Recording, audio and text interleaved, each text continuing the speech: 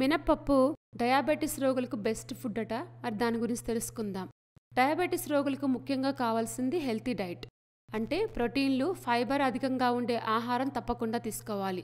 Protein and fibre ఆధారిత foods తీసుకోవడం వల్ల ఆరోగ్యం మెరుగ్గా ఉండటమే కాకుండా బ్లడ్ షుగర్ లెవెల్స్ కూడా నియంత్రణలో ఉంటాయి.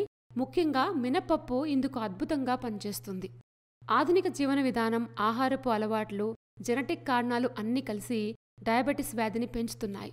జెనెటిక్ కంటే లైఫ్ స్టైల్ ప్రధాన కారణంగా కనిపిస్తోంది. అందుకే డయాబెటిస్ ఉన్నప్పుడు ముందుగా చేయాల్సింది ఆహారపు అలవాట్లలో మార్పు. అంటే హెల్దీ డైట్ చాలా అవసరం. దీనికోసం ప్రోటీన్ ఫుడ్ ఎక్కువగా తీసుకోమని సూచిస్తూ ఉంటారు. నూనె అధికంగా వాడే అవకాశమున్న చికెన్, చేపలు, మటన్ తగ్గించాల్సి ఉంటుంది. బెస్ట్ ప్రోటీన్ ఫుడ్ అనగానే గుర్తొచ్చేది మినపప్పు. అందుకే న్యూట్రిషనిస్టులు మినపప్పు అధికంగా తీసుకోమని సూచిస్తారు. ఎందుకంటే ఇందులో ప్రోటీన్లు చాలా ఎక్కువగా ఉంటాయి. పొటాషియం, ఐరన్, ఫోలేట్, కాల్షియం పెద్ద మొత్తంలో ఉంటుంది. డయాబెటిస్ రోగులకే కాదు, అందరికీ కూడా ఇది మంచి బలవర్ధకమైన ఆహారం. ఇందులో ఎసెన్షియల్ ఎమైనో యాసిడ్స్ ప్రధాన పాత్ర పోషిస్తాయి. మినపప్పులో 2 రకాలుంటాయి. తొక్కతో ఉన్నవి తింటే మరింత ప్రయోజనకరంగా ఉంటుంది. ఇందులో ప్రోటీన్లతో పాటు డైటరీ ఫైబర్ ఎక్కువగా ఉంటుంది. తద్వారా బ్లడ్ షుగర్ లెవెల్స్ నియంత్రించొచ్చు. బ్యాలెన్స్ డైట్, ఫైబర్ కారణంగా రక్తంలో గ్లూకోజ్ నియంత్రణలో ఉంటుంది.